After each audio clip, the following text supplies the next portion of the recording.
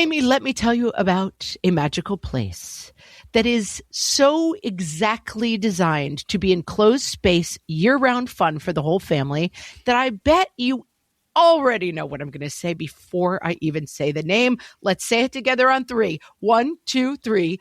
Great Wolf Lodge. You got it, Amy. My kids loved Great Wolf Lodge when we went. You probably already know that it has a huge indoor water park with a wave pool, lazy river, a bunch of massive water slides. But then your pack can hit the other attractions because, wait, there's more. Great Wolf Lodge has adventure-packed attractions like Magi Quest, a live-action game kids can play throughout the lodge, plus the Northern Lights Arcade. Spent some quality time there, so your kid who loves the lazy river and your kid who loves fantasy games will both have a great time. Great Wolf Lodge also offers great dining options and complimentary daily events like nightly dance parties, all under one roof. Unpack the car once and you're settled in to have fun. And with 22 lodges across the country, you're always a short drive away from adventure.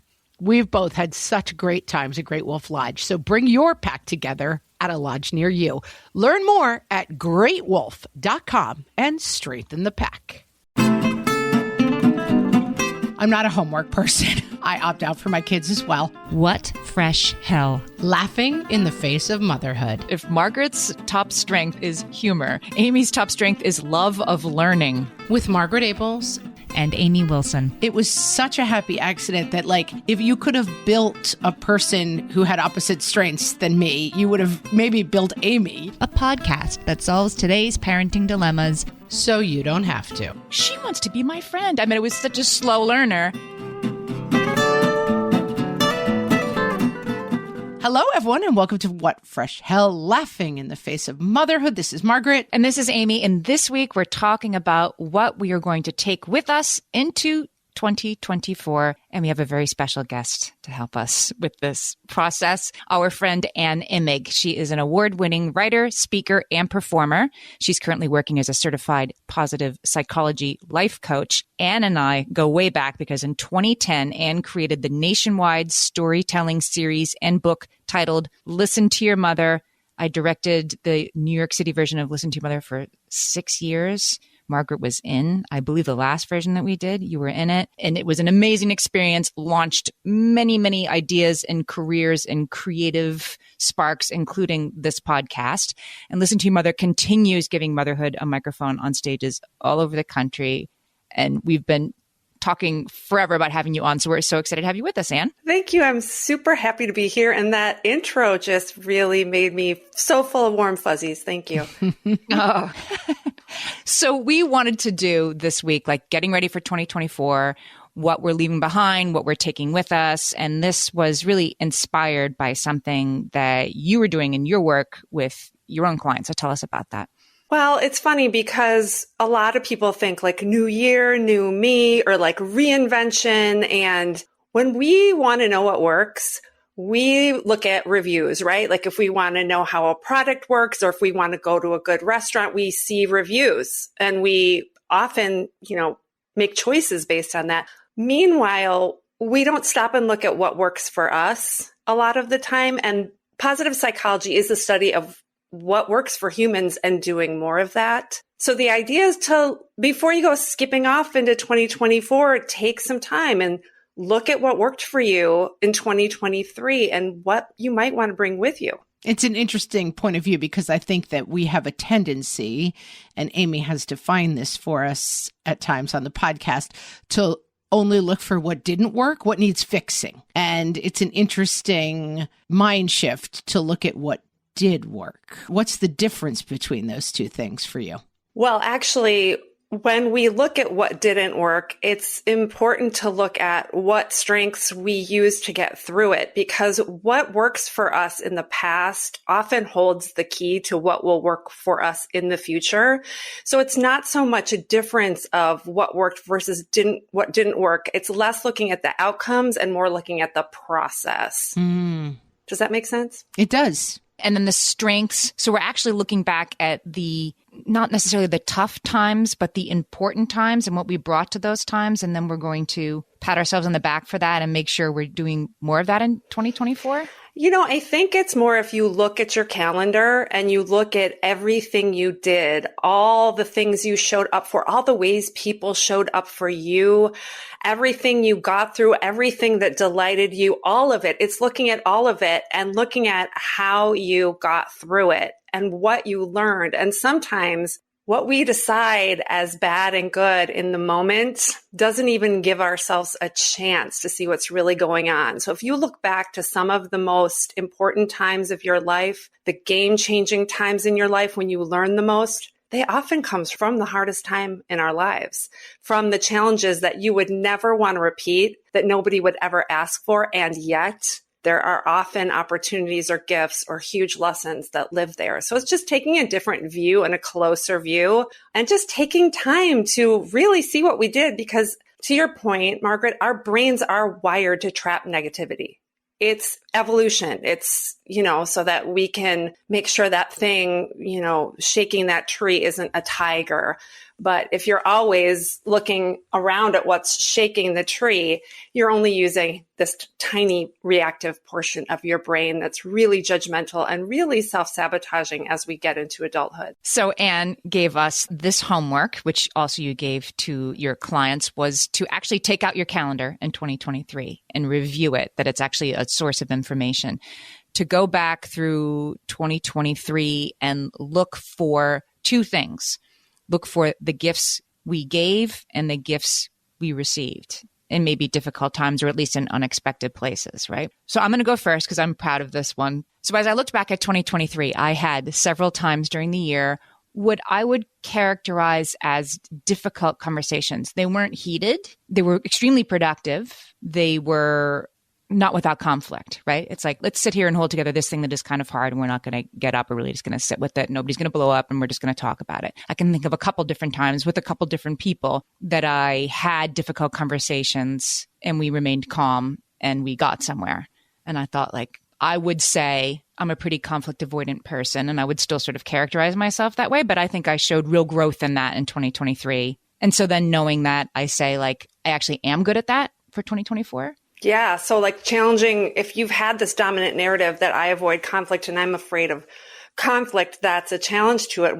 So if we were coaching and somebody said I hate conflict, I'm terrible, I avoid it, I'd say, tell me about a time when you didn't and it went well. And then you would share that story with me and it would begin to reframe what works for you.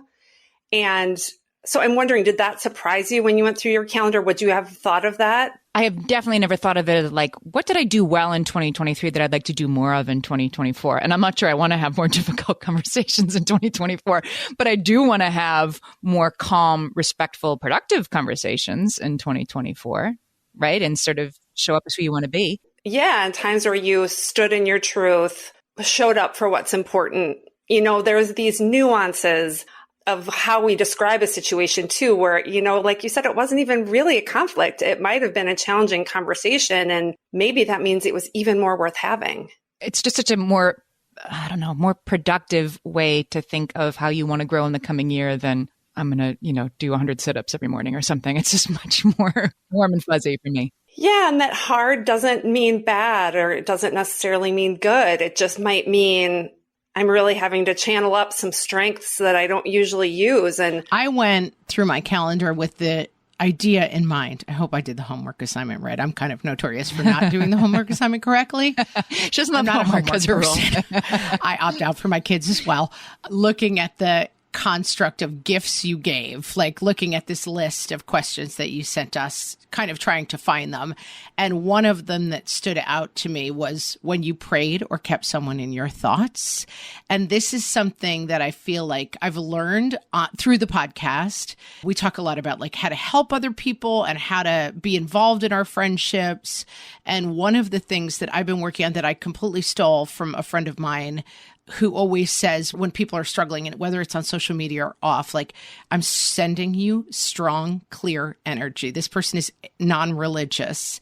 And I was like, oh, it's such a nice way to express something that, like, I'm really going to hold this. And I've tried to make a habit this year, and I could think of a couple of occasions when people in passing say, I'm worried about my kid, they're struggling. I try to make a practice of saying to that person, what is that person's name? And I write it. I have a place where I write all those names down. And so even in passing, I've had it in passing conversations and in serious, close conversations.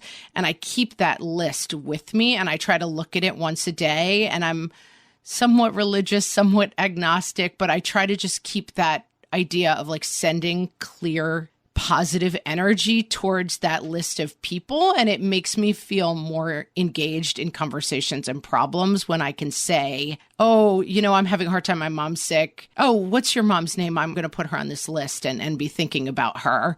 And I don't think it's super awkward. I've never had anyone react badly to it, but it just gives a little bit more intention to, like, oh, I'm sorry that's happening to you. It feels a little bit like I'm going to keep that person in my intentions, and it makes me feel more connected to people. That's so beautiful. And you're giving them, I want to say the word blessing, but that sounds super religious too. But when somebody is hurting, especially if they're grieving, getting to say the name of the person, especially if they've lost that person, if you ask somebody who's grieving, anytime they hear the person's name, it means so much to them. That is so beautiful. Mm-hmm. And similarly, another one of the questions was when you celebrated someone else's joy or windfall. And I was like, that's such a good intention, that, like, leaning in on when you hear good news for people. Like, I had a friend this week who had great news, and, somebody who's struggled with, career stuff for a while. And it is thrilling to be able to have that moment with someone of, like, yes, let's just celebrate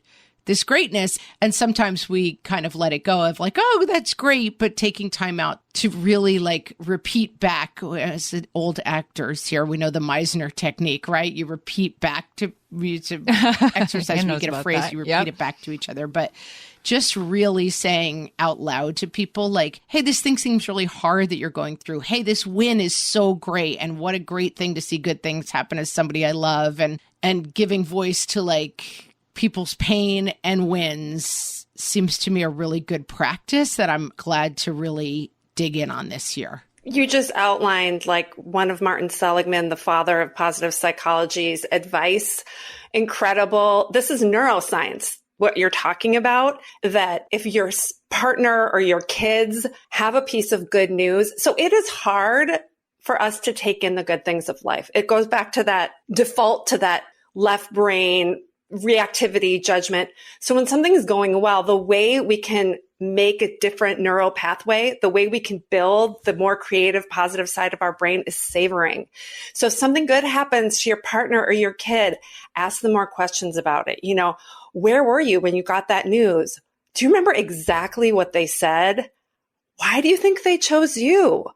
What was it about your work that they liked? Like, the longer you can do it, the more it helps cement that good news, celebrate that good news. This stuff just lights me up. I think you can see that. Mm-hmm. Well, it's like we talked a long time ago on an early podcast about it was like a training animals, training husbands kind of article that was very popular years ago. But it was like, oh, what Shamu taught me about my marriage, I think it was called. Right. And, like, it helps you look for the positives when you're doing that too, that you're looking for, we all deal with a lot of people who kind of drive us crazy and we don't like, and it helps you seek out connection even with people who drive you batty. Yes, you keep, like, saying the talking points without even knowing it. I mean, there's something called Broaden and Build by an amazing writer, researcher named Barbara Fredricksons, where you can more easily build on positive neurons when you start noticing and articulating positive neurons. And one of the things that we can do, no matter what's going on in our life, is find positivity resonance, even with strangers. And it's even as important to your well-being as your primary relationships, that fun exchange you have with that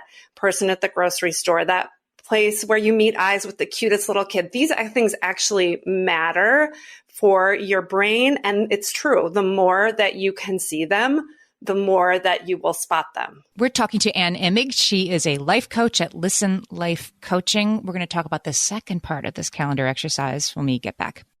Hellions, it's time for some spring cleaning, and I don't just mean the coat closets. Doing your financial spring cleaning can actually be super easy when you let Monarch do your financial spring cleaning for you. One dashboard that gets your entire financial life organized. No more clutter, no more mess, no more logins scattered everywhere, just accounts, investments, property, and more, all in one place. Get your first year of Monarch for half off, just $50 with promo code FRESH. Monarch allows you to look not only at what you've already spent, but also to plan for the future. With Monarch, you can set savings goals, plan for big purchases, and notice spending trends before they become a problem. I can generate cash flow reports that show me what we spent this quarter, this month, what we're probably going to spend next month, and feel prepared, organized, and knowing how to plan for the future. No more surprises and a lot more clarity. Try Monarch. Use code FRESH at monarch.com to get your first year half off at just $50. That's 50% off your first year at monarch.com with code FRESH. Amy, when I'm having a good hair day, it usually makes my whole day better. And that's why on every day, I'm taking Nutrafol. Nutrafol is the #1 dermatologist-recommended hair growth supplement brand, and it's the #1 hair growth supplement brand personally used by dermatologists. Nutrafol's hair growth supplements are peer-reviewed, NSF certified for sport, and clinically tested. Nutrafol offers multiple formulas for men and women, tailored to different life stages and lifestyle factors, so you get support that's actually right for you. Adding Nutrafol to your daily routine is easy. Order online, no prescription needed, with automated deliveries and free shipping to keep you on track. Let your hair be one less thing to worry about. See visibly thicker, stronger, faster-growing hair in 3 to 6 months with Nutrafol. For a limited time, Nutrafol is offering our listeners $10 off your first month subscription and free shipping when you visit Nutrafol.com and enter promo code LAUGHING. That's Nutrafol.com, spelled Nutrafol.com, promo code LAUGHING. All my kids learned to swim when they were little. It was super important to me that they be confident and safe in the water. There was only one problem with that: taking them to swim lessons. I mean, the pools were freezing. There were always cranky adults doing laps right there. And it was definitely not, for any of us, what you would call fun. Amy, heard. But now there's Goldfish Swim School. Goldfish takes a really thoughtful approach to swim lessons, combining research-based teaching with a warm, kid-friendly environment that actually helps kids thrive in the water. Every detail at Goldfish is thoughtfully designed to create a golden experience, from shiver-free, warm indoor pools to comfy waiting areas for parents to professionally trained lifeguards on deck. Goldfish uses an approach called the science of swim play, which combines guided play with proven teaching techniques to help kids learn to swim, build water safety skills, and gain confidence, all at their own pace. Lessons are designed to meet kids exactly where they're at. If you've been thinking about swim lessons or just wondering where to start, this is a great opportunity. Right now, Goldfish Swim School is offering a waived membership plus your child's first lesson free at participating locations. Just visit goldfishswimschool.com/free to find a location near you and enroll using promo code FREE. That's goldfishswimschool.com/free, promo code FREE. Okay, so there's another part of this exercise that we did when we reviewed our calendars for 2023 we mined them for ideas and gold nuggets we're going to take with us into 2024. We were talking about before the gifts that we gave during the year, and then we were also supposed to talk about the gifts we received during the previous year. So, Ann, tell me, why is that important to think about what you're going to do more of in 2024, to think about what you received instead of what you gave? Mostly because we default to forgetting good things. Okay. And we need to train our brain. I mean, when I do this too, I love this exercise, and it's a process of reflection for me that I can't believe what I've forgotten. And so just to remind ourselves of, and by gifts, I don't always mean literal, right? Like it can be the way people showed up for you, things that you learned, new experiences you have, a way somebody surprised or delighted you.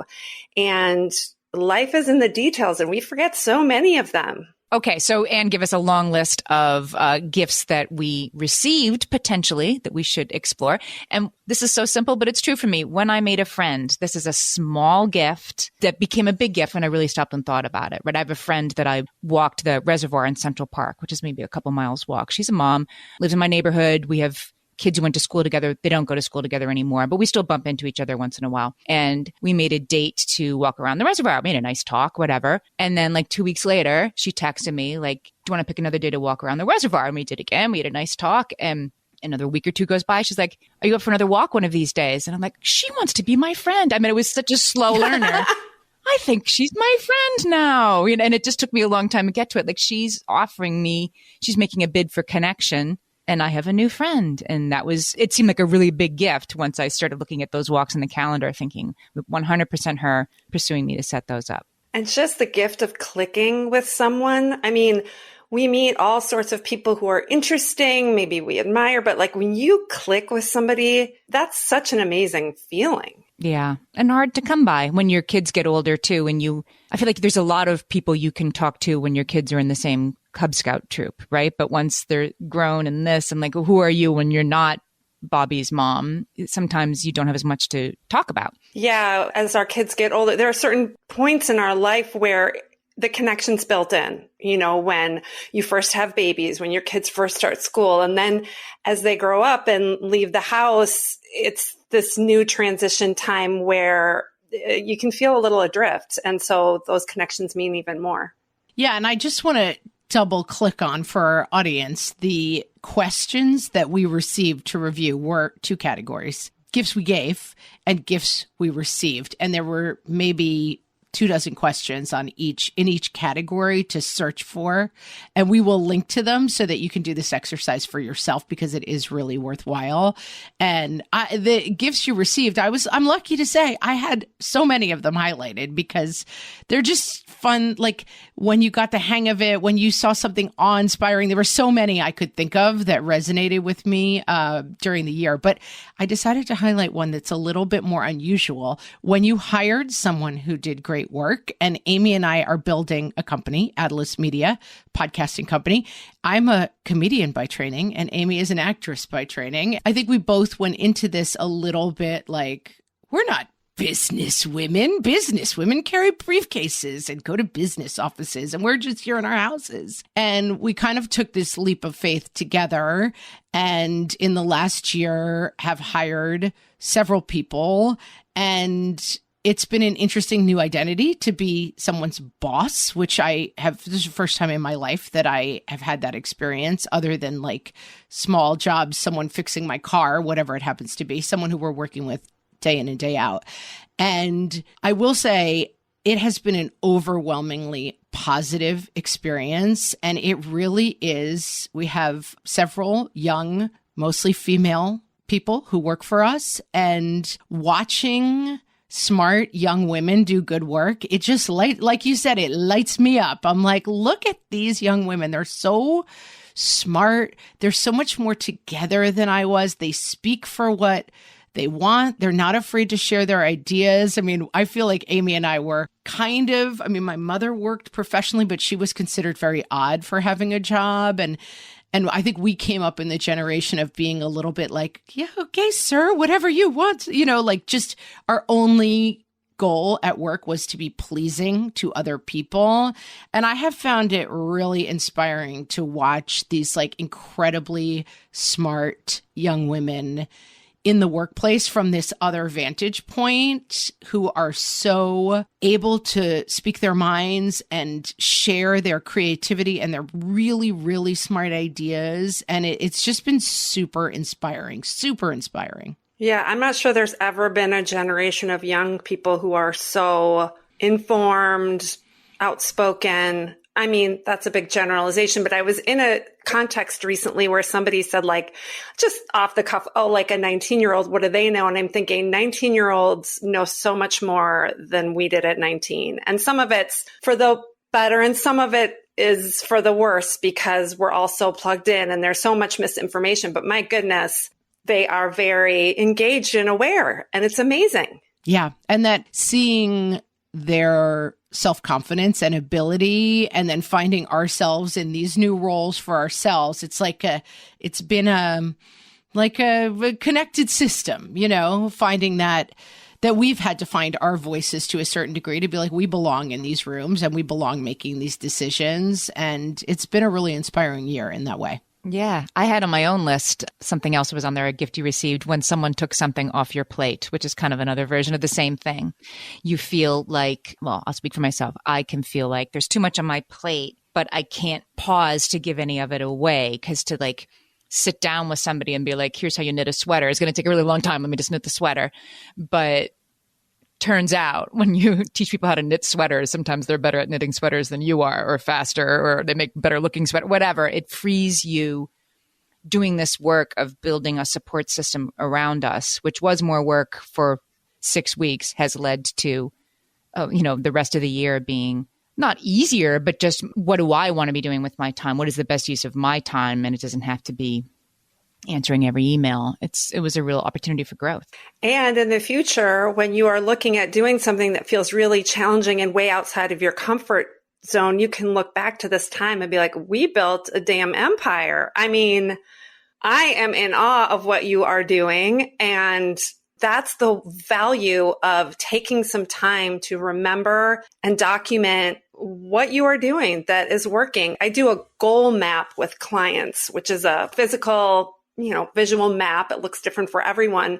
But when you achieve that goal of a year or 2 years, you hold on to it for the savoring reasons. And for the next time you're inevitably stuck, you look back at that map and you're like, oh, right. Those are the people who helped. That's what I did. That's what worked. So it's doing this work. It just helps you remember so that when you are faced with something more difficult in 2024 or whenever, you feel more capable and ready. Is that what this work is about?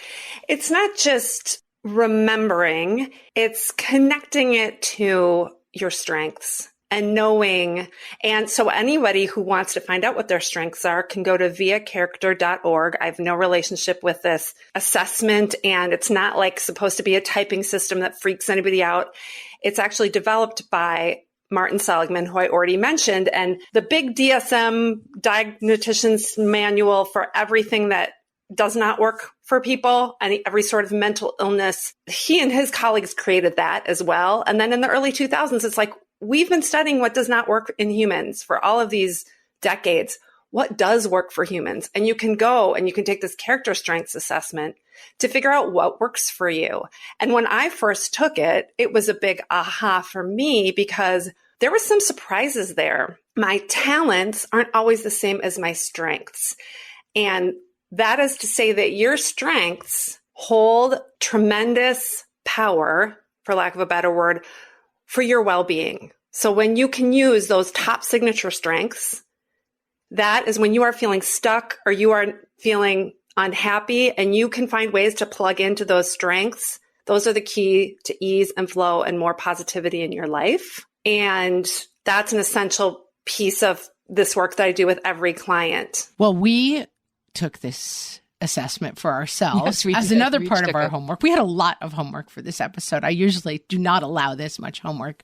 I hope it was fun and interesting. It was so much fun. It was very interesting. And I said, you don't have to do it. You'll just get a lot more out of it if you do. No. It was really interesting. And it's also interesting because Amy and I, people often describe the podcast as like two best friends talk about parenting. That's how they describe the podcast. And we often point out that Amy and I did not know each other that well when we started the podcast. And it's been really interesting to me how well our different strengths complement each other. It's totally like kismet luck that it was such a happy accident that, like, if you could have built a person who had opposite strengths than me, you would have maybe built Amy, I mean, it's just so interesting. And let me tell you, oh my gosh, our results prove this out. We have different strengths. And everyone has all 24 strengths. All of us have them all. It's just the ones that are lower on a profile. Everybody immediately, because of, again, how we're wired, they go right to the bottom strengths and they go, I thought it was a good leader. This says that I'm terrible at leadership. It's like, you know what? That actually says you might be a terrific leader. And that is why you feel so exhausted at the end of every day when you come home. Oh, okay. Because you have to pull so much harder on your strengths to be able to bring up that leadership. But go on. I want to hear what surprised you because, Amy, you are laughing. You are smiling. Well, I have to say, first of all, that I've taken a lot of quizzes from What Muppet Are You? What Real Housewife Are You? I've taken them all. But this one, sometimes you get it and you're like, I'm not really that Muppet. This is, I really read it and I was like, they got me. They nailed me. I got it. I am totally this Muppet. You're totally that Muppet. Do you mind telling us what your top strength is? My top strength is humor, Amy. Oh, see, that's amazing. Okay, Margaret, I considered myself at one time a humor writer. This was a big part of my identity. Okay. Humor was very far down on my strengths. And you have to read the definition because once I read the definition that talked about like lightheartedness and levity with life, I was like, oh, right. I am so earnest. This is humor. It is liking to laugh and tease, bringing smiles to other people, seeing the light side, making, not necessarily telling jokes. That's my number one strength. And I got to say, guilty as charged. Right. It's so good for positivity and optimism to have a lighthearted, joyful, laughing super strength. So the top 5 are supposed to be your signature strengths. And this is a free assessment. So they can also be like stacked up. Your top 10 could all be like around the same weight. Right. You don't know how they're weighted. Right. All right, Amy, hit us with your number 1.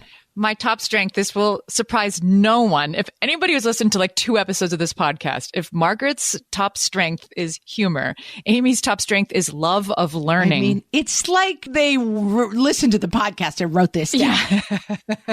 And it's a seemingly simple tool that's developed by neuroscientists and is so, Amy, you guys are lucky. Love of learning, curiosity is literally the key to well-being and happiness in life. I'm not kidding. That's a great strength to have as number 1. And also it's why you two are, Margaret, you keep Amy laughing. Amy, your love of learning keeps this thing going forward. Like I see it. I get it. Yeah. And I'm very prudent. That's another one of my strengths. And I think I can be overly cautious. I share that one. I don't know what I would call, I would suspect that another strength of Margaret's that's high up. Prudence, by the way, is second to last for me. And it's 4th out of 25 for me. It's 23rd. I love it. There is so much to explore in this strengths questionnaire. So let's take a break. When we come back, we're talking to Ann Imig of Listen Life Coaching, and we'll be right back. At DSW, we ask the important questions, like what shoes are you going to wear? Whether you're prepping for wedding season, festival season, or just planning the ultimate vacay, the right shoes can make or break an RSVP. So own the moment. You've got big plans, and we've got just the shoes. At the perfect price, of course. Get ready to get ready with Designer Shoe Warehouse.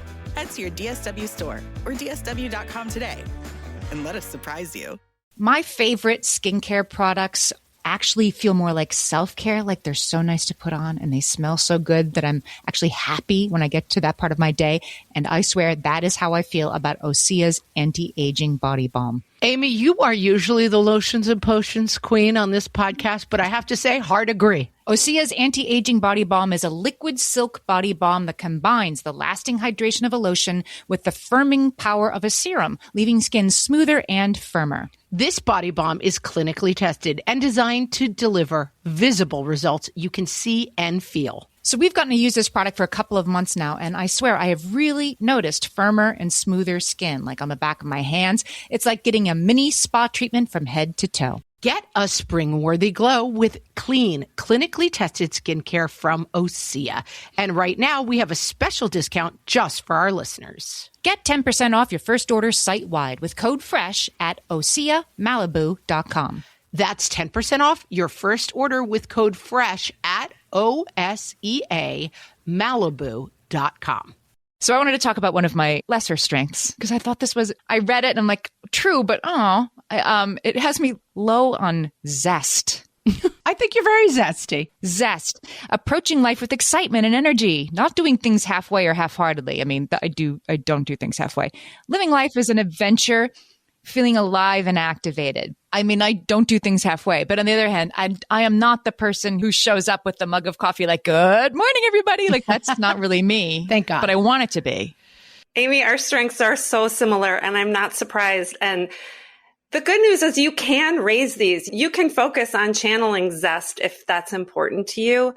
And the more you're engaging in things that broaden and build your positivity, the more your zest might be raised as well. And I think one of the reasons that clients trust me as a positive psychology coach is this exact thing. Like, I do not wake up every morning like, sunshine, bluebirds. Like, I am not, it's my baseline mood is lower, and that's why I need this work, and it's changed my life. My last ranked strength is self-regulation / temperance. Regulating what one feels and does, being disciplined, controlling one's appetites and emotions. Again, they got me dead to rights. It's not my strength. I mean, I wouldn't say you're terrible at those things. It's just a lesser strength. That's all we're saying. It's a lesser strength. Again, we all have 24 strengths. We all have them all. And in seriousness, I had a client say to me, I think resilience was near the bottom. And she's like, my therapist said to me, you've been through so much. You've survived so much. Like, how could this possibly be right? And I'm like, right. You've survived so much. And wow, look at how much you've had to pull up on the strength to keep going. And that must be exhausting. And she was like, yes, right? Like, bingo. Mm-hmm. Oh, interesting. One of the overlaps that we had is curiosity. It was number 2 for me and number 3 for Amy. Curiosity, taking an interest in ongoing experience for its own sake, finding subjects and topics fascinating, exploring and discovering. This makes total sense. Makes sense. Like, why you're great interviewers and why you've been able to launch and expand this business. That makes total sense to me. What a great signature strength for you two to share. This is incredible. Oh, interesting. And perspective is also a shared top strength. Perspective is being able to provide wise counsel to others, having ways of looking at the world that makes sense to oneself and others. That's kind of our job. Yes. Since this is a parenting podcast, this is a super secret helpful tip for your college-age kids who have to write essays. You know, I bug my kids to do all this stuff, and they, of course, want no piece of it because I'm doing it. But when you have to, so my older son, one of his top strengths is humility. So you can imagine how hard the college application process was for him. He's a sophomore in college now. But I was like, okay, then just take this 15-minute strength assessment, and it gives you the words to describe yourself, and they're really good words. That's smart. Thank you. Thank you very much. I gotta say, humility, third from the bottom for me. Same. Hope is a little lower than I'd like it to be. Where is hope for you? It's 17 out of 24. I don't think of myself as lacking in hope. Maybe we have really similar strengths profiles. Oh, guess what mine is? Hope. 17. We're low hopers. We're just so-so. Expecting the best in the future and working to achieve it, believing that a good future is something that can be brought about. Yeah, I mean, no. Kind of. Not really. Look at the current reality we're living in, people.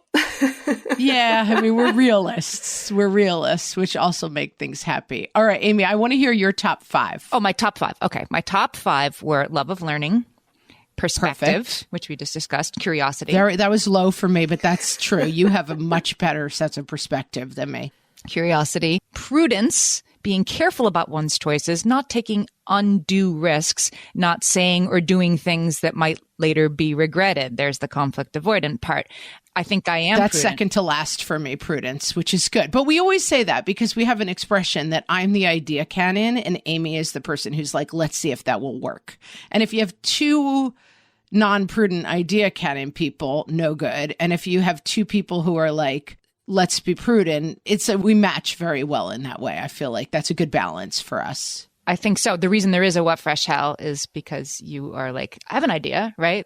You are that person. And then I'm like, well, that would mean we have to buy a microphone and we have to let them, I bring that. But you have to have both. Yeah. I mean, prudence can sometimes feel like killjoy, but you're like a yes and person, not like it'll never work. Like you're like, let's figure out how to make it work. My final top strength is spirituality, having coherent beliefs about the higher purpose and meaning of the universe, having beliefs about the meaning of life that shape conduct and provide comfort. I think so. I think that's me. That was very low for me, I think. That's interesting because you have that beautiful practice, that spiritual practice you talked about in part 1 about the keeping people's names and looking at the names of people that you want to hold in prayer or in mind. It's just, I'm not sure if it works. I'm becoming a radical secularist, basically. Like, okay, we'll just try to get along with people, but knowing how it all fits together, no idea. What are your top 5? Well, yeah, it's the practice. And also like with your practice in particular, I think it's really meaningful. It's that positivity resonance. I think it's a way you care for people that probably matters to them. Yeah. And I just don't feel comfortable being like, because then this is what's really going on in the universe, but I'm going to keep trying anyway, even though I have no idea. Hit us with your top 5. Number 1 is humor. Number 2 is curiosity, which we share. Number 3 is creativity, thinking of novel and productive ways to conceptualize and do things. 4 is perspective, which we talked about. And 5 is social intelligence, being aware of motives, feelings of others and oneself, knowing what to do to fit into different social situations, and knowing what makes other people tick. That is so true. Margaret can talk to anybody, and you also very deeply see Margaret deeply sees each person's humanity when she encounters them in a way that's really kind of fun for me to watch and learn from. And I think you just see people and you get people and you're just disarming or something. And you just get people not to unburden themselves necessarily, just to relax and be themselves in your presence. Again, great interviewer traits. Curiosity, both of you, right? Love of learning, genuine interest in people, and intuition and sensibilities about how people operate. So knowing all this stuff, going back to where we started, deciding what we're going to take forward into the new year, how does knowing your strengths and your more developing strengths, let's say, how these rank, how does that help you create more of what you want in the coming year? Well, keeping them handy and referring to them often is what I recommend when you're feeling stuck, you're out of sorts.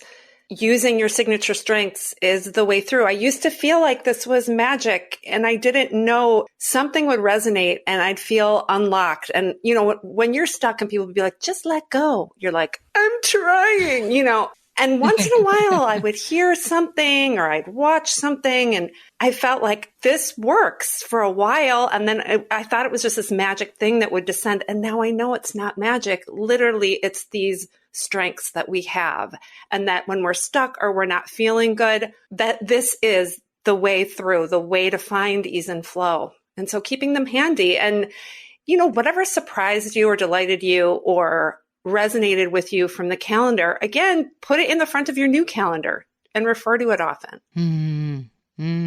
These questions are so useful. This exercise, I feel like both, maybe even more so in looking at the lower strengths that you think like, oh yeah, these are things that maybe I should recognize in situations. And what I like is we talk to a lot of people who have a lot of book titles, and often I like when we talk to people and it's like a new construct of seeing the problem, like starting from the place of what you're looking for that's positive versus defining things as this is the ways that I'm bad and no good. And that this really, and we talk about ourselves, and certainly I talk about myself in that way of like, I'm so disorganized, I can't make anything happen, and blah, blah, blah. And realizing like these are strengths and they are in a ranking, and that certain things serve you about your operating system and certain things don't serve you as well, and that you can concentrate on different strengths and work on them. It feels like a really positive and achievable set of goals, as opposed to like, this year I'm going to go to the gym 5 days a week so that I can feel bad about myself the second week of January when I already haven't done that. Right. Well, and it's really frees you of a lot of the stories we tell ourselves. Like you were talking about those hard conversations earlier in our conversation, Amy, or when you feel like you're in a conflict, it's so easy to be like, I suck. Oh God, I'm this way. She's that way. He's that way. And if you look at it in terms of strengths, it can all of a sudden just be so illuminating. Like, oh, right.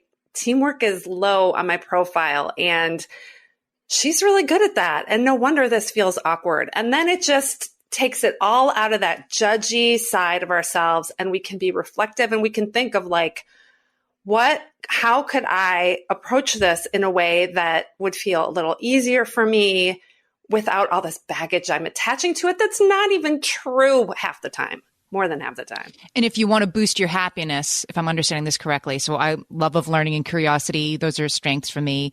So if I'm feeling a little like, like I'm missing something in my life, a good place to start would be find a way to feed my curiosity and love of learning. Absolutely. Okay. So that's a very easy way to sort of bring more of what you want into 2024. Yeah. And just to kind of bring it back to listen to your mother, since that's how we all met. It's like having those nerves when you're thinking about how you're going to perform your story or perform your work and shifting it to how you're serving other people who are going to listen to it. So it reminds me of that kind of pivot where it's so much less about your ego and so much more about how can I use what I do well to serve myself and others. It's been great. Well, we're talking to Ann Imig. She is a life coach at listenlifecoaching.com. And tell us about your workshops and the way people can start working with you. Oh, you can find me at listenlifecoaching.com and you can learn a lot about me that way. And there's an easy way to connect with me there through everyone gets a free 30-minute consultation, no strings attached. So if this is at all interesting to you, I'd love to hear from you and Zoom with you. This was a really fun conversation and so useful. Really enjoyed it. Yeah, we'll put the link to the questionnaire, the character strengths questionnaire, the exercises for looking back at 2023 and bringing what you want into 2024. And of course, Listen Life Coaching. We'll put all of that in the show notes for this episode. And Ann, you also have a podcast. I do. And actually, this question I was going to ask you, but I know it's hard for people on the spot, but is there something fun? Can you add fun into your life? And if you don't know where to find fun, allow yourself to be bad at something.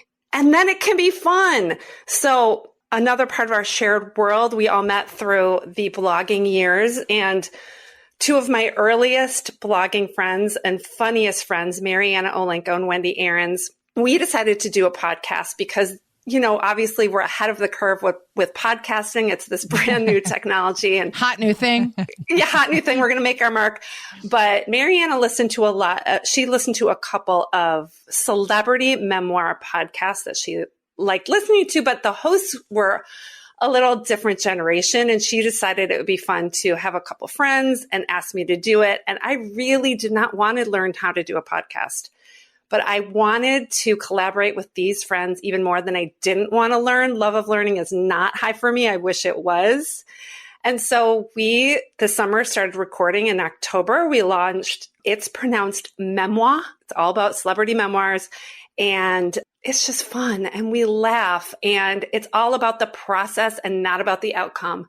So if that is my wish for you too this year, like what can you bring into your life that's just delightful, that you can be bad at, that's all about the process and not about the outcome? We will link to that podcast as well in the show notes. It's super fun. And we've had Wendy Aarons on the show, so you've heard her already. That's right. And this was so much fun. Thanks so much for joining us. Oh, thank you for having me. It was an honor and such a treat.